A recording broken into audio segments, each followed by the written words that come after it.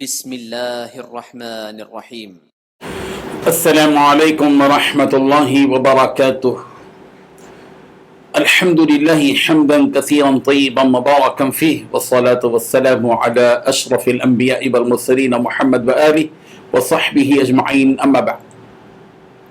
حاضرین و ناظرین، یہ درس نمبر 1449 ہے اور آج سورۃ الفرقان کی 2 آیتوں کی تلاوت اور تشریح کی جائے گی، آیت نمبر 57 اور 58، 57 and 58۔ چلیے سب سے پہلے ہم ان 2 آیتوں کی تلاوت کرتے ہیں، لفظی ترجمے اور ترجمے کے بعد تشریح کرتے ہیں۔ اعوذ باللہ من الشیطان الرجیم، بسم اللہ الرحمن الرحیم۔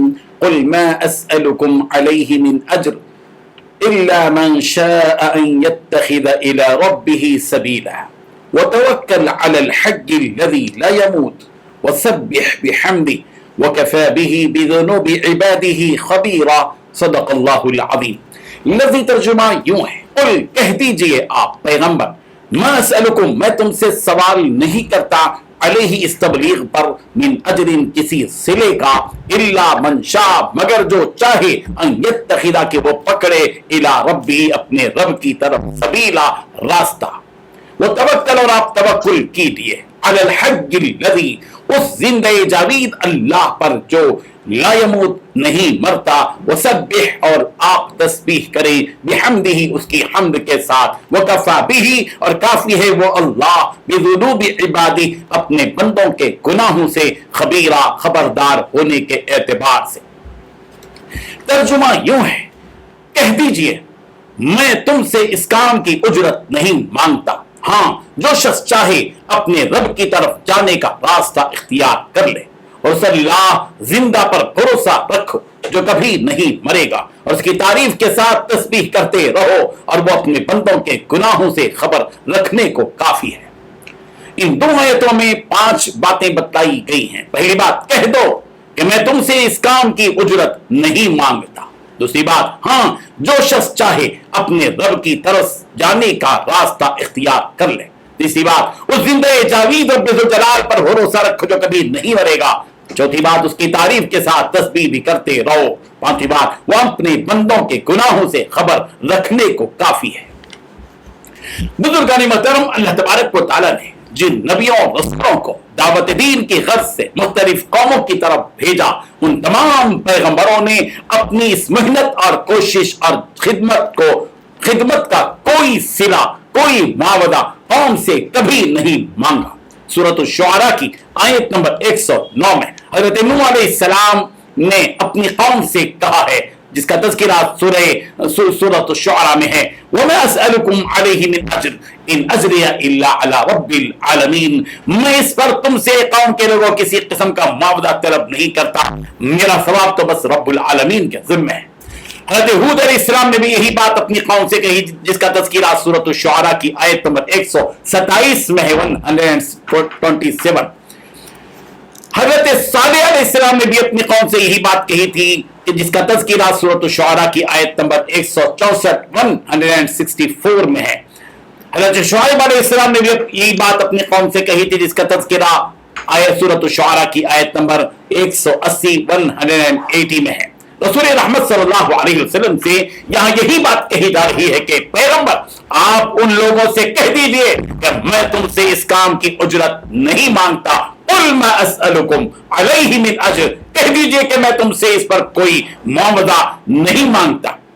یہ کام بے لوث کام ہے، اس میں میرا اپنا ذاتی کوئی مفاد نہیں ہے، مجھے تم سے کچھ لینا دینا نہیں ہے، مجھے جو کچھ لینا ہے میرے رب سے لینا ہے، میں اس سے لے لوں گا۔ چنانچہ سورۃ الانعام کی آیت نمبر 90 میں بھی یہی بات رسول رحمت صلی اللہ علیہ وسلم سے کہی گئی، قل لا اسألکم علیہ من اجر، کہہ دیجئے کہ میں اس پر تم سے کوئی اجر نہیں مانگتا۔ سورہ یوسف کی آیت نمبر 104 104 میں بھی رسول رحمت صلی اللہ علیہ وسلم سے کہا گیا، وَمَا تَسْأَلُهُمْ عَلَيْهِ مِنْ أَجْرٍ، حالانکہ آپ ان سے اس تبلیغ پر کوئی اجرت نہیں مانگتے۔ اس کے بعد جو بات کہی گئی ہے کہ إِلَّا مَنْ شَاءَ أَنْ يَتَّخِذَ إِلَى رَبِّهِ سَبِيلًا، اس کا مطلب یہ ہے کہ میں تم سے دعوت پر کوئی معاوضہ تو طلب نہیں کرتا، ہاں یہ ضرور چاہتا ہوں کہ کوئی شخص اپنے رب کی طرف راستہ بنا لے، یعنی اللہ کا جو دین ہے اس دین کو قبول کر لے اور اللہ کی رحمت اور اس کی رضامندی کو اپنی زندگی کا مقصد اصلی بنا لے۔ دعوت دین کے اس کام سے میرا ذاتی دنیاوی کوئی فائدہ نہیں ہے، میرا مقصد تو تمہاری ہمدردی ہے۔ جب میں تمہاری ہمدردی میں یہ کام کر رہا ہوں تو تمہاری ذمہ داری ہے کہ تم اس دعوت پر توجہ دو۔ اگر تم لوگ میری ان باتوں پر غور کرو گے اور سمجھنے کی کوشش کرو گے تو حق بات تمہارے دل میں اتر جائے گی۔ اس کے بعد رسول احمد صلی اللہ علیہ وسلم کو یہ حکم دیا جا رہا ہے کہ پیغمبر آپ اس ذات برحق رب ذوالجلال پر توکل کیجئے جو ہمیشہ سے زندہ رہے گا، ہمیشہ سے زندہ ہے اور ہمیشہ زندہ رہے گا، جس کو کبھی موت نہیں آئے گی۔ آپ اس زندہ جاوید رب ذوالجلال پر توکل کیجئے، وہ آپ کو آپ کی محنت و مشقت کا اجر اور صلہ اپنی شایان شان ضرور عطا کرے گا اور آپ کو دشمنوں کے شر سے ضرور محفوظ رکھے گا۔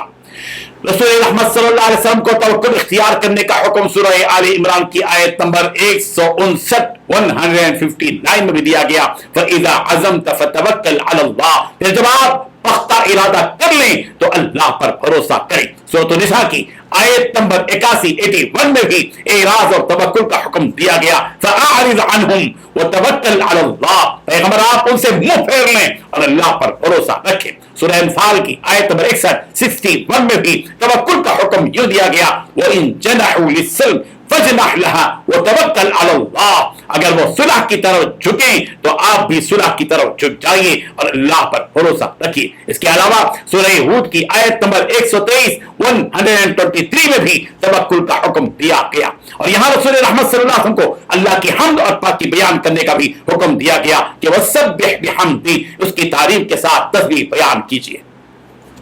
رسول رحمت صلی اللہ علیہ وسلم کو سورہ حجر کی آیت نمبر 98 میں بھی حمد و تسبیح کا حکم دیا گیا، فَسَبِّحْ بِحَمْدِ رَبِّكَ وَكُن مِّنَ السَّاجِدِينَ، آپ اپنے پروردگار کی تسبیح اور حمد بیان کرتے رہیں اور سجدہ کرنے والوں میں شامل ہو جائیں۔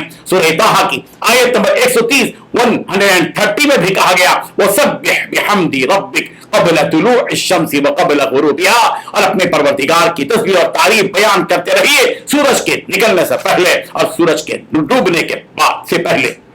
سورہ مومن کی آیت نمبر 55 میں کہا گیا، وَسَبِّحْ بِحَمْدِ رَبِّكَ بِالْعَشِيِّ وَالْإِبْكَارِ، اور صبح و شام اپنے رب کی تسبیح اور حمد بیان کرتے رہیے۔ اور رسول رحمت صلی اللہ علیہ وسلم سے یہ بات کہی جا رہی کہ یہ مشرکین آپ کے خلاف جو کچھ کر رہے ہیں، آپ کا پروردگار ان کے گناہوں سے پوری طرح باخبر ہے، وہ ضرور ان کو سزا دے گا، وَكَفَى بِهِ بِذُنُوبِ عِبَادِهِ خَبِيرًا۔ اللہ تبارک و تعالی ہم سب کو ان آیات سے سبق حاصل کرنے کی توفیق عطا فرمائے، آمین۔ وآخر دعوانا ان الحمد للہ رب العالمین۔